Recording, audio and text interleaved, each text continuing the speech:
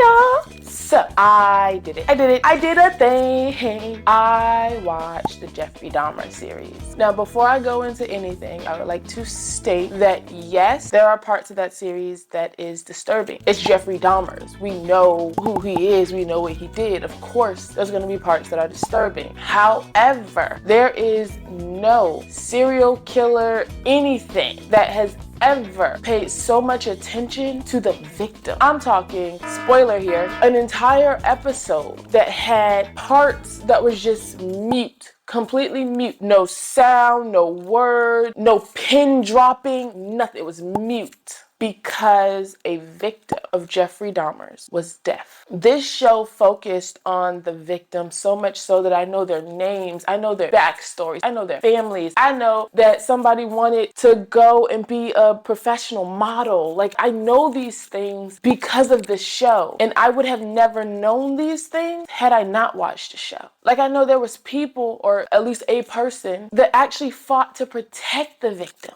You know what I'm saying? Like, you wouldn't know these people or know these things about what happened had you not watched the show, or had I not watched the show. Let me speak for myself. With that being said, I watched it. I'm glad I watched it. And I want to know what you all think. So leave a comment down below. And don't forget to hit that subscribe button too. Now back to the important part. As I was watching this show, there was parts that stuck out to me. And that's what I want to talk about in this video. I would like to first focus on his dad. His dad was trying to bond with his son, and I by no means hold that against him. But he realized that his son was interested in this animal that was dead, and then proceeded to start finding roadkill and dissecting animals and things of that nature with his child. I think one part that really stuck out to me was when he went fishing with his dad. In the process of him fishing with his dad, scale the fish, cut the fish, you do all that crazy stuff. He was doing all of that stuff and he got excited by it. So much so that he could not excite himself in the way that regular children do. Instead, he had to think about how he was dissecting this fish, how he had this fish's heart. We as viewers, what they tried to say or tried to make us feel was that this is why he is the way that he is. Now, let me specify. Him getting roadkill and him dissecting animals and all that stuff did not turn him into Jeffrey Dahmer. He might have used those experiences, those things that he learned from dissecting animals and working with his dad, who, mind you, is a scientist. So this is normal for his dad to commit some of the crimes that he did, but that did not make him Jeffrey Dahmer. Where I take issue with this at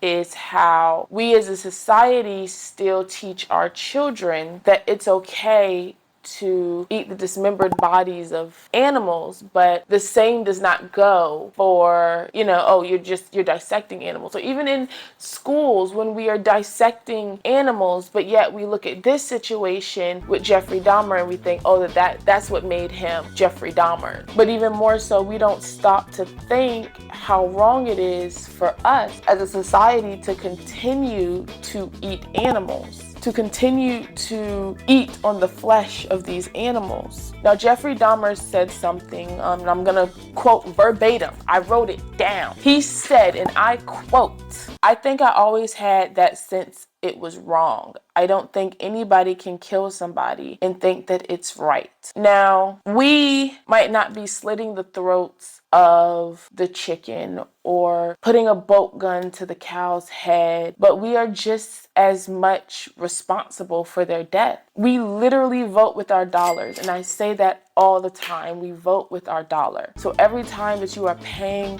for the dismembered body of someone else, you are just as responsible. You're an accessory. You are just as responsible. You paid for it. Another thing that he said that stuck out to me was, it's a process. It doesn't happen overnight. When you depersonalize another person and view them as just an object for pleasure and not a living, breathing human being. It seems to make it easier to do things you shouldn't do. Here's why that's so important. We dehumanize animals all the time. We do it on a regular basis. We continue to treat them as if they are not living, breathing beings. And they are. They very much are. My doggy here is just as much of a living, breathing being as you are. They're living, breathing beings. Instead of treating them like so, we throw them in factories and we walk around and watch them caged and in tanks as if they're less than, as if their lives don't matter. We rip up their bodies. We chew on their flesh. Now, I am not saying that we are anything near as bad as Jeffrey Dahmer's, but what I am saying is that we need to look at some of the things that he did, some of the ways that he did it, some of the things that he said. They reflect us as a society.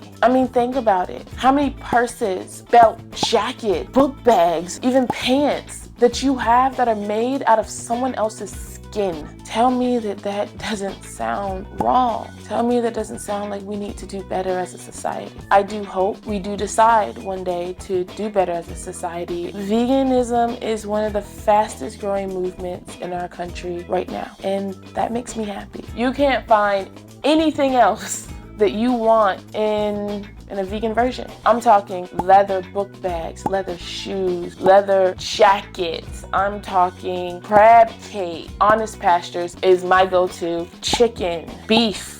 Like seriously, there is nothing that you can't have in a vegan version. Ice cream, cake, cookies. And there's so many things that are already vegan that you might not think of, like potato chips, Oreo. I want you to consider trying vegan. And know that I'm always here. You can find me on Facebook, Instagram, and Twitter at Veganized Living. And you can always shoot me a comment here as well. I want to help. Are looking for something specific that you can't find? Let me know. Man, there is vegan pig feet out there. Like if they made vegan pig feet, then I promise you can find vegan anything else, okay? There's entire vegan restaurant that you can find. Whenever I am in DC, I always hit up Busboys and Poet. It is one of my favorites. And I already mentioned Honest Pastures back from Hampton Roads, but in Hampton Roads area, they have so many.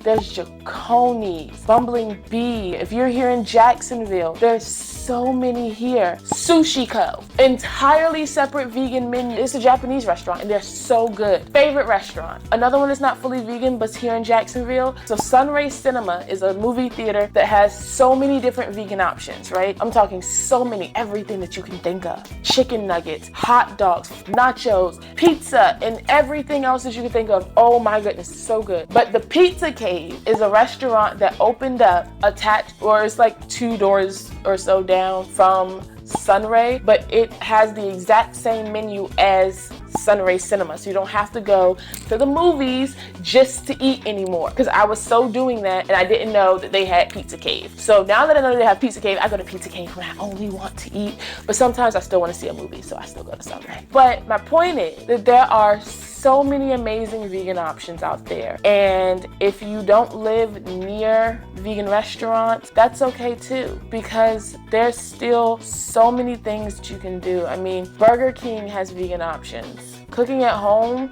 vegan really isn't as bad as you might think. It's super easy. I mean, I'm about to throw on some black beans in the Instant Pot and then probably make up some rice and some gravy and call it a day. Simple. So don't forget to hit the like button and subscribe and let me know what you think. I want to have this conversation. I want to continue to engage, and if you are looking to go vegan or looking for ideas or even just want to, test it out for a little bit, throw your toe in the water, let me know. I got you. Love y'all and bye.